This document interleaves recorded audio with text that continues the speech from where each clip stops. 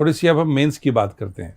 Mains में एक optional subject का सिलेक्शन हमेशा एक चुनौती होता है कि what will be the right optional, how to select an optional.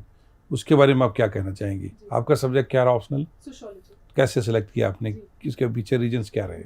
वैसे मेरा इंग्लिश लिटरेचर मास्टर्स रहा है, तो पहले मैंने सोचा कि मैं इंग्लिश लिटरेचर ऑप्ट करती हूँ, बट फिर जब मैंने सिलेबस देखा तो मुझे रियलाइज़ हुआ कि ये काफ़ी कम सिलेबस है जो मेरे मास्टर्स और ग्रेजुएशन के साथ ओवरलैपिंग है।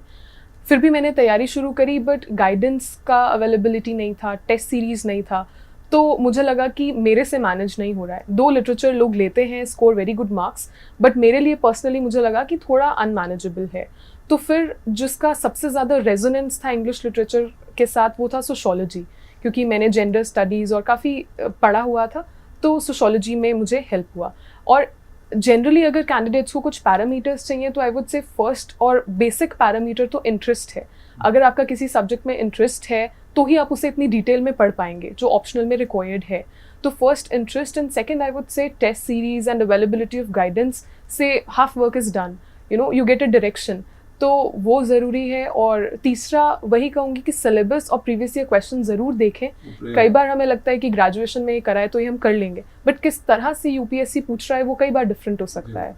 जी, एक मेंस की ओवरऑल जो स्ट्रैटेजी है, जनरल स्टडीज़, ऑप्शनल, इस भी सवाल उठता है कि किसको ज़्यादा टाइम देना चाहिए, ऑप्शनल को दें, जीएस को दें। ये बहुत सारी चीज़ें, इस प्रोग्राम का मकसद भी यही है कि हम डीमिस्टिफाई कर सकें बहुत सारी चीज़ को।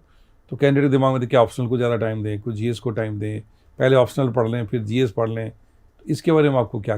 जी, सबसे पहले तो ये कि मेंस की जो नोट मेकिंग है या फर्स्ट टाइम जो सोर्सेज पढ़ने हैं वो बाय, जैसे मैंने जून 2017 में तैयारी शुरू करी, तो by January 2018 I was done with mains broadly speaking. कुछ टॉपिक्स रह जाते हैं, तो फिर उसके बाद मैंने प्रीलिम्स के बाद जो पेंडिंग टॉपिक्स थे पहले मेंस के वो ख़त्म करें और सब्जेक्ट वाइज अप्रोच रखी कि जो भी टॉपिक लिखा है सिलेबस में एटलीस्ट मेरे पास कुछ मटेरियल हर टॉपिक पे होना चाहिए।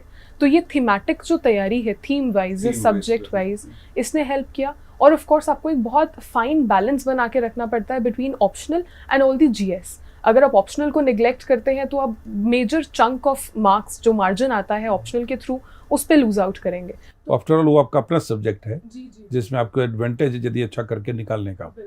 और जीएस पे ज़्यादा फोकस रखते हैं तो ऑप्शनल पीछे रह जाता है, ऑप्शनल पे रखते हैं तो जीएस और एसए जो बहुत इंपॉर्टेंट है वो पीछे रह जाता है। तो अपना स्केड्यूल ऐसा बनाएं कि सब चीज़ों के ऊपर इक्वल फोकस हो। एसए और एथिक्स को यूजुअली निगलेक्ट कर दिया जाता है, पर वो बहुत स्कोरिंग सब्जेक्ट्स रहते हैं,